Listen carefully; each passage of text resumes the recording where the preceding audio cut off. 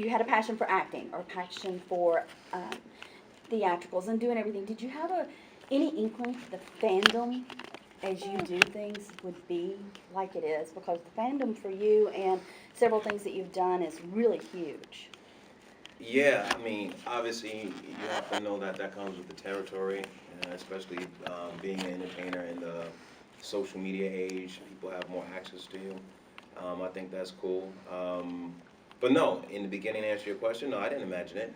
I was just hoping to get a job, to be employed, and uh, and I'm like, what a crazy dream. I didn't really have people around me that were actors, so I didn't know, couldn't really talk to anybody. Like the closest person, believe it or not, was Most Def. We went to high school together. He got me my first manager, and most people, he started off as an actor before he was a rapper.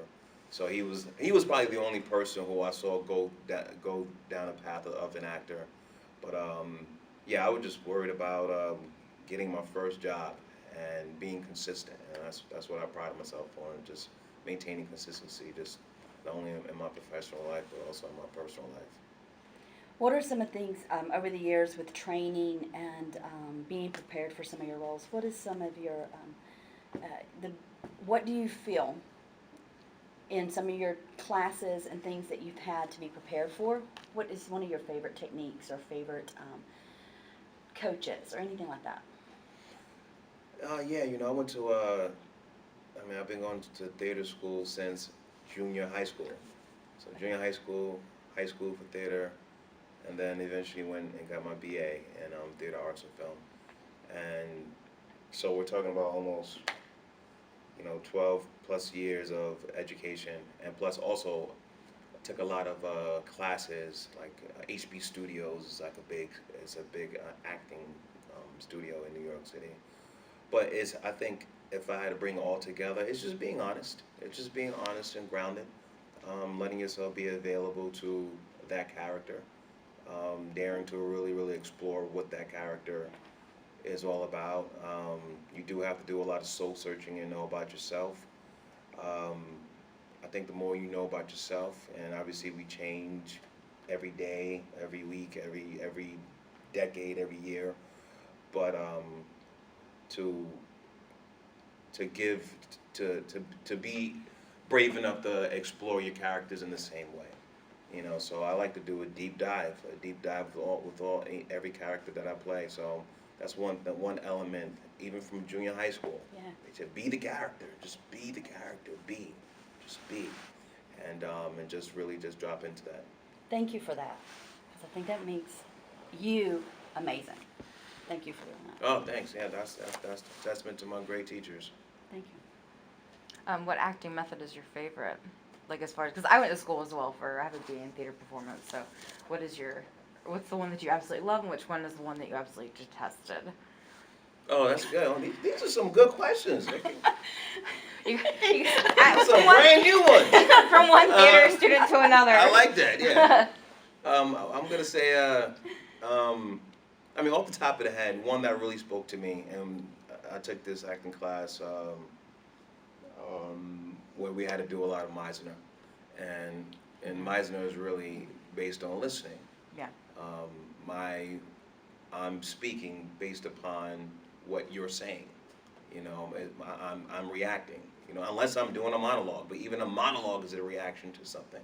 So it's about just listening, and then in Meisner, we'll sit there for days and weeks, saying the same word, the same sentence, back and forth, back and forth, back and forth.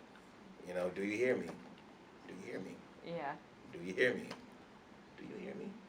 And it keeps going and going and going and going. But then what that does is build up your listening skills, and next thing you know, you're doing a scene, and you're really, really connected to what the other person is saying, and that provokes a very, very honest response. That's unique to you. That's not an idea. It has to be unique to you. So that was probably my favorite one, Meisner. And my least favorite. My least favorite is looking at a fruit for hours. You know what I'm talking about? You ever did this? I'm You trying look to at an remember if it apple, was you look at an fruit. orange. Uh-huh. It's like always like the first day of school. And I appreciate it. I know what it's for. It's Yeah. about investigating. But I just want to eat the orange already. Like, I don't need to look at the orange for 4 or 5 hours before peeling it, taking it, and oh my God, it tastes so delicious and good. I think it would have been as good in that first. For me, 1 minute. I don't Yeah. need that long to eat orange. But it was But I understand it. Obviously, I do understand it, and it was a fun exercise. But if I had to pick my least favorite, that damn orange. Literally, we sat with that damn orange for about 6 hours, and I was over it. We had the one that always bothered me was like lose your inhibitions and let the animal take over. Oh, the animal And- work. Oh my God! Like just a bunch of college freshmen with no inhibitions. We had one guy climbing up the railings. Yeah. And I went to a really small Baptist college, Mhm. and so like the girls were very much more like, like birds, and the sure. guys were like monkeys. They were just like going crazy. Yeah. And so we, and our teacher was just like, and Yeah. so, Animal work is one of those things where I still do it. I still keep that in mind, in terms of just if I can't figure out a physicality for a character. It could be the smallest thing, whether it's pulling your shoulders back, or extending your neck longer, or dropping your chin. Something really, really small, and associating that to an animal, for me, still works. I think Silence of the Lamb, Anthony Hopkins. He thought about a snake, and so every time he would just do that, he would just do that, and it was just delicious every time he did that. But animal work is in college with 18, 19, 20-year-olds. I mean, it's madness doing animal work. I mean, it's a zoo, and everyone's going mental. But yeah, it was pretty fun. Did you see when you did shoulders back, head up? Did you see me follow you? I was like, Oh yeah. I was like, I know. heads up, shoulders back. Turn into a I dance. I was like, Yeah. I'm following it. It's like, what animal did you choose for Clive? But Clive, it was more of I felt he was more of a. He was more of I felt like an ostrich or something. I just felt like just kind of he's alert. Just kind of alert, seeing what's going on. And just kind of, you know how oysters with that face just comes up like this and do all that. There's something about an ostrich that kind of connected me with Clive for some reason. So there was something about the posture and looking around, and so I would do things like that if I'm in the interrogation room. And you just go down here and just see this, kind of mimicking an ostrich. have you watched iZombie? Every episode. You do? And you mentioned Hopkins, and what is your favorite watching genre? My favorite genre? Yeah. I think it's always going to be, God, my favorite. I love dramas. I love Okay. dramas. I'm always going to be. I'm a theater kid, so I like everything being pretty theatrical. I do watch a lot of action adventure. I can't get away from my Marvel and DC movies. I will always go to the theater, no matter how bad people say the movie is. I don't care. I'm seeing it in the theater. I am the same way. Yeah. It's like if I want to see that movie, then it's for me. Then it's for me. It doesn't matter what everybody else says. I have to see it, but I love a good drama. What's your favorite drama? My favorite one. See, that's tough. It depends on the day. It really depends on the day. One of my favorite ones, it's more psychological, but just on this particular day in Atlanta, it's probably Beautiful Mind. That movie messed me up so much. It was so That good. movie caught me off guard. I remember the reason why it always sticks out for me is because I remember I was in college. It was I was working on an independent film, this short film, producing it, and then I didn't know who Russell Crowe was. I didn't see Gladiator at that point, but I remember seeing his billboard outside with his face. That's it. I'm like, who's this dude? It's his face, and so I was just like, man, go see this Beautiful Mind. Blown away. I was the target audience. When they was making that movie, they must have had my headshot in the back. quick question, and I think we have to be wrapping up, but I'd love to ask, you mentioned short, indie type producing. Do you still want to come back on this side of the camera? Or do you like... Oh, yeah. I mean, I've directed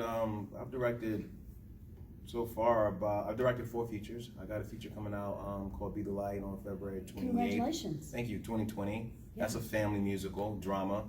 And I have another film, August 2020, a re-release of a film called Past the Light coming out. And I'm currently directing a film called, and we're in pre-production for a film called Trigger, which is in Chicago. That's a feature. And I directed and produced, over 70 plus short films. That's awesome. Independent That's films, wonderful. YouTube videos, all this stuff. Well, before YouTube was around, but yeah, so I pay my dues. That's great. Thank you. Do you have anything else? Yeah, so I honestly, I do know you from my zombie. Yeah. And not gonna lie, Clive is my favorite character. Oh, And cool. but can you talk a little bit about Clive's journey from season 1 to season 5? Kind of short. I know we've got to wrap it up a little bit, but because he does adopt Michelle's kid, and which that one just right in the heart. Oh, yeah.